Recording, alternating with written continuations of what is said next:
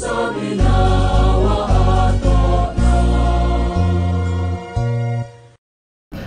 إن الحمد لله نحمده ونستعينه ونستغفره ونعوذ بالله من شرور أنفسنا ومن سيئات أعمالنا. من يهده الله فلا مضل له ومن يضلل فلا هادي له. أشهد أن لا إله إلا الله وحده لا شريك له وأشهد أن محمدا عبده ورسوله. اللهم صل وسلم على نبينا محمد وعلى آله وصحبه ومن تبعهم بإحسان إلى يوم الدين. أما بعد، فيا عباد الله اتقوا الله حق تقاته ولا تموتن إلا وأنتم مسلمون. Hadirin sidang Jumat yang dirahmati Allah, kita hidup di dunia ini diberkati oleh Allah untuk banyak beramal saleh, karena sesungguhnya itulah perbekalan menuju kehidupan akhirat kita. Tidak ada perbekalan yang terbaik dalam kehidupan dunia ini daripada amal saleh dan ketakwaan kita kepada Allah Subhanahu wa Ta'ala. Kita masuk surga bukan karena banyaknya ilmu kita, akan tetapi kita masuk surga karena amal saleh kita. Allah Subhanahu wa Ta'ala berfirman, "Udkhulul jannah bima kuntum ta'malun." Masuklah kalian ke dalam surga disebabkan karena amal-amal kalian. Jemaah rahimakumullah, sesungguhnya amal saleh adalah merupakan perbekalan terbaik yang kita bawa menuju kuburan. Karena seseorang di alam kuburnya keselamatannya ditentukan amal salehnya, amal berupa keimanan dan ketakwaan dia kepada Allah Subhanahu wa Ta'ala.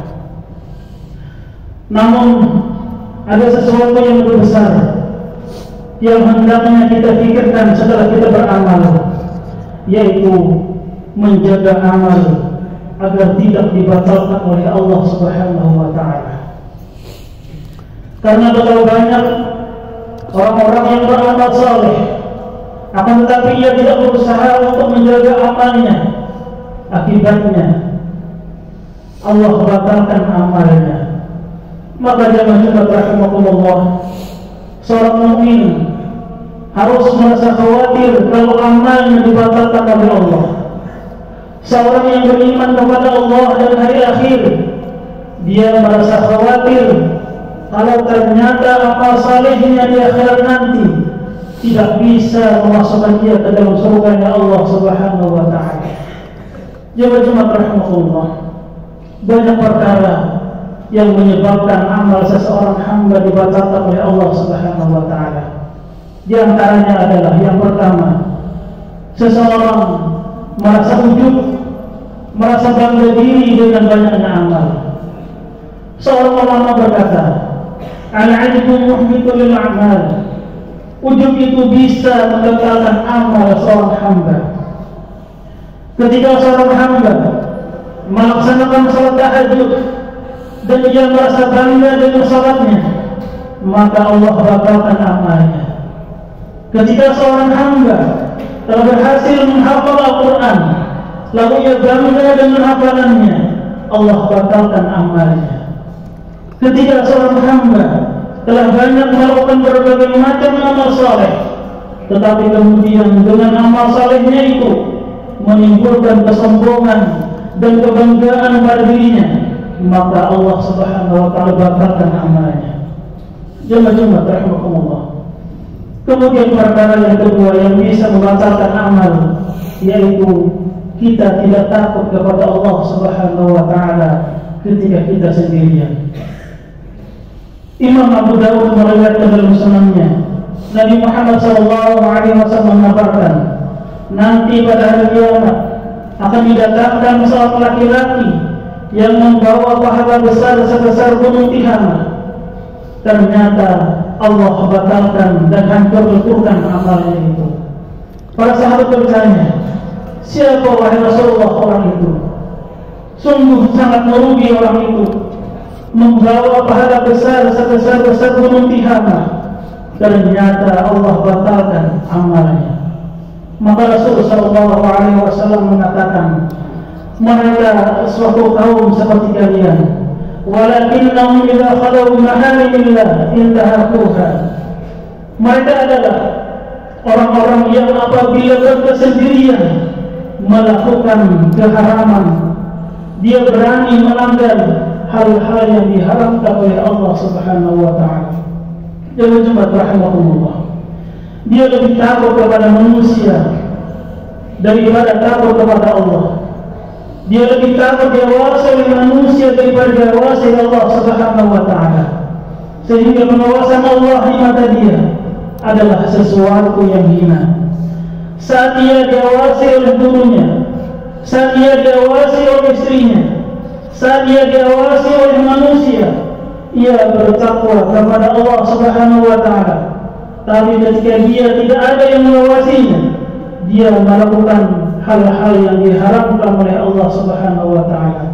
Padahal Allah Subhanahu wa taala selalu mengawasinya. Dia tidak takut kepada Allah, dia berani melanggar larangan Allah. Maka Rasul sallallahu alaihi wasallam menyebutkan dalam hadis tersebut, dia membawa pahala sebesar-besar gunung Tihamah, lalu Allah hancurkan amalnya. Betapa meruginya diri kita seperti itu, yang takutnya hanya kepada Allah saat kita berada di hadapan manusia, tapi ketika kita sendirian tidak menjadi hamba yang takut kepada Allah Subhanahu wa taala. Padahal salafus salih terdahulu mereka itu sangat takut sendirian, ketika sendirian lebih takut kepada Allah Subhanahu wa taala. Jangan rahmatullah.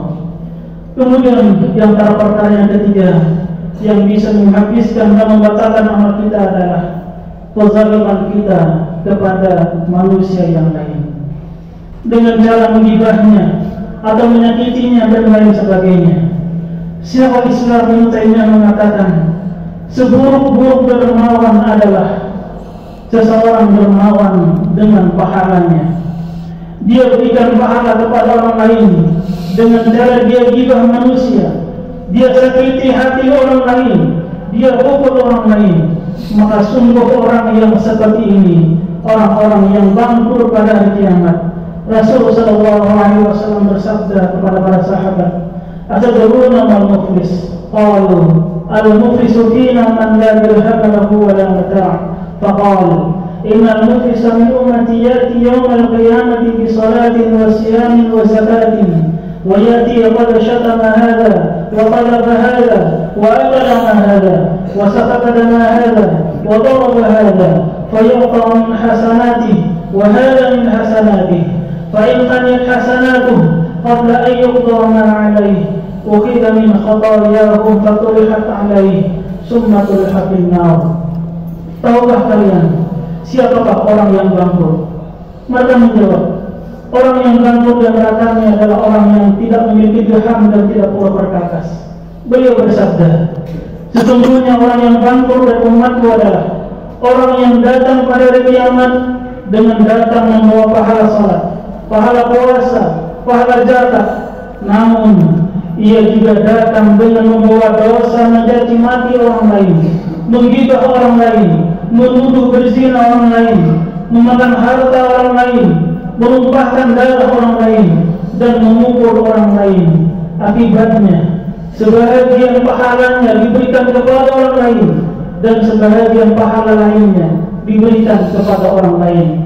Jika pahalanya telah habis sebelum kewajibannya tertunaikan, maka diambilkanlah dari dosa-dosa mereka, lalu dilemparkan kepada dirinya. Kemudian ia pun dilemparkan ke dalam api neraka. Hadis riwayat Muslim. Jemaah rahimakumullah, jangan sampai kita menjadi orang-orang yang dermawan dengan amalan saleh, dengan memberikan pahala kepada orang lain, padahal kita sangat memerlukan pahala kita pada hari kiamat nanti. Jemaah rahimakumullah. Kemudian perkara yang keempat yang bisa membatalkan amal adalah seseorang mengharapkan kehidupan dunia dari amalnya. Yang diharapkan di dalam hatinya adalah kehidupan dunia. Allah Subhanahu wa taala berfirman, "Man kana yuridu al-hayata ad-dunya wa zinataha nuwaffa ilayhim a'malahum fiha wa hum fiha la yubkhasun. Ulaika alladhina laysa lahum fil akhirati illa an-nar wa habita ma sana'u fiha wa batilu ma kanu ya'malun. Barang siapa menghendaki kehidupan dunia dan perhiasannya, pasti akan kami berikan atas pekerjaan mereka di dunia dengan sempurna, dan mereka di dunia tidak akan dilebihkan. Itulah orang-orang yang tidak memperoleh sesuatu di akhirat kecuali neraka, dan sia-sialah apa yang telah mereka usahakan di dunia, dan terhapuslah apa yang mereka kerjakan. Jangan coba rahimakumullah, seseorang ketika ia beramal saleh, tujuan terbesar di hatinya adalah dunia. Ketika seseorang salat duha, ternyata tujuan terbesar di hatinya adalah ingin meraih kehidupan dunia.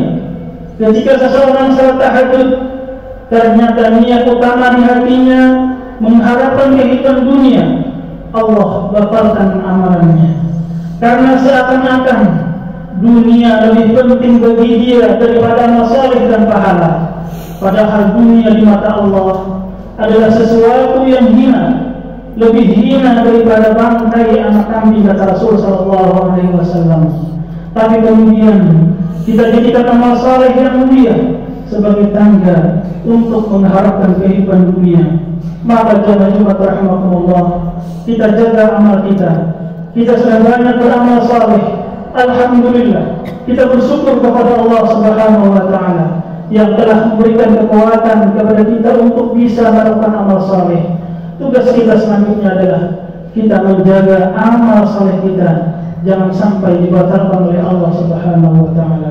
Barakallahu li wa lakum fil Qur'anil azim wa nafa'ani wa iyyakum bima fihi min al-ayati wa dzikril hakim. Aqulu qawli hadza wa astaghfiruh innahu ghafurur rahim. Alhamdulillah ta'ala taqwa syartan likabri rahman wa fadlana biha haqiqat taqwa wal iman. Asyhadu an la ilaha illallah wahdahu la syarika lah wa asyhadu anna Muhammadan abduhu wa rasuluh. Allahumma shalli wa sallim ala nabiyyina Muhammad wa ala alihi wa sahbihi wa man tabi'ahum bi ihsan ila yaumil amma ba'd. Fa ya ibadallah, usikum bi nafsi bi taqwallah wa ta'atihi la'allakum turhamun. Qala Allah ta'ala fi kitabil karim, a'udzu billahi minasy syaithanir rajim. Inna Allaha wa malaikatahu yusalluna 'alan nabi ya ayyuhalladzina amanu sallu 'alaihi wa sallimu taslima. Allahumma shalli wa sallim ala nabiyyina Muhammad wa ala alihi wa sahbihi ajma'in. Allahumma ighfir lil muslimina wal muslimat wal mu'minina wal mu'minat al ahya'i minhum wal amwat wa yaqdi al hajat. Rabbana ighfir lana wa li ikhwanina alladhina sabaquna bil iman wa la taj'al fi qulubina ghillan lil ladzina amanu rabbana innaka ra'ufur rahim. Rabbana ighfir lana wa liwalidayna warhamhuma kama rabbayana shighara. Allahumma inna nas'aluka al-huda wat-tuqa wal-'afafa wal-ghina.